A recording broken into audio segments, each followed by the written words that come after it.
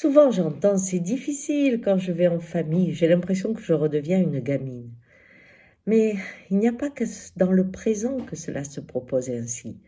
En effet, quand vous regardez vos souvenirs, que vous allez en marche arrière, eh bien, vous y allez avec l'âge de votre jeunesse. Ce qui fait que les parents paraissent toujours adultes. Et il faut vraiment faire une belle route pour qu'à un moment les choses changent dans le passé et dans le présent. Et quand cela arrive, je peux vous assurer, c'est un vrai cadeau. Moi, ça m'est arrivé une fois, je ne sais pas comment ça s'est passé, mais mon père est mort jeune. Il avait 44 ans et moi, j'en avais 22.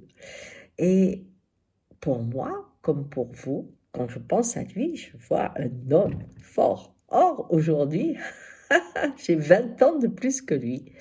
Et à un moment donné, dans mes souvenirs, je me suis retrouvée à la marina.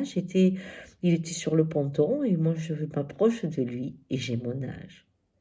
Et à ce moment-là, je vois que c'était un gamin, comme je dirais aujourd'hui, un jeune homme, 40 ans, c'est la force de l'âge. Et moi, j'ai eu 40 ans. Et je connais cet état où il faut être puissant, où il faut réussir, où on a l'impression que la vie doit nous obéir. Eh bien, tout d'un coup, mon père était un jeune homme, enfin un homme, 40 ans.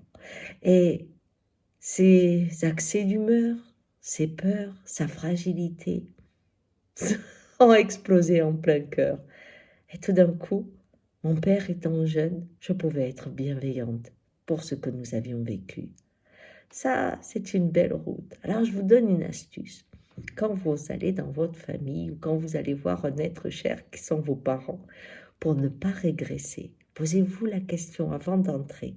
Quel âge j'ai? Puis quand vous rentrez, dites doucement votre âge présent. Et vous verrez, cela vous permettra au moins dans le présent de rester un adulte près d'eux et d'être peut-être plus tolérant. Ciao!